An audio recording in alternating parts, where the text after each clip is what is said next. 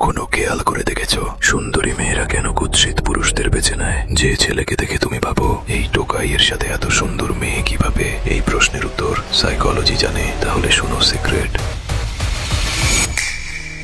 আদিম গুহাবাসীর যুগে টিকে থাকার জন্য মেয়েদের দরকার ছিল শক্তিশালী পুরুষ, সুন্দর চেহারা নয়। প্রাচীনকালে গর্ভধারণ তাদের দুর্বল করে দিত, তাই তাদের মস্তিষ্ক আদিমকাল থেকেই সৌন্দর্যের বদলে শক্তি, সম্পদ আর সামাজিক বুদ্ধিমত্তার প্রতি আসক্ত হতে শিখেছে। তাদের মস্তিষ্ক লাভ অ্যাট ফার্স্ট সাইটের জন্য তৈরি হয়নি। বিজ্ঞান বলে কোন পুরুষ যখন সুন্দরী নারীকে দেখে তার মস্তিষ্কে ডোপামিনের বিস্ফোরণ ঘটে 150 মিলিসেকেন্ডের মধ্যে, কিন্তু একটা মেয়ের মস্তিষ্ক তা যুক্তি দিয়ে বিশ্লেষণ করে কোন ডোপামিনের স্রোত আসে না। ভাবুন তো, কেন বিশ্বের সবচেয়ে বিখ্যাত পুরুষেরা দেখতে খুব সুদর্শন ছিলেন না? মেয়েরা ভালোবাসাকে একটি ধাঁধার মতো করে তৈরি করে একটি একটি করে টুকরো জুড়ে। পুরুষের আত্মবিশ্বাস, রসবোধ এবং বিশ্বস্ততা ধীরে ধীরে তার ডোপামিন সার্কিটে আগুন ধরিয়ে দেয়। সে কি আমার জন্য ভালো থেকে তাকে ছাড়া আমি বাঁচতে পারবো না, তার মস্তিষ্ক পরিবর্তিত হয়। আপনার ক্র্যাশ আপনাকে পছন্দ করছে না, নিজের চোখের সামনে তার মন পরিবর্তন হতে দেখবেন। আজকের পর হয়তো আমাদের আর দেখা হবে না। এরকম আরো সাইকোলজিক্যাল ট্রিক জানতে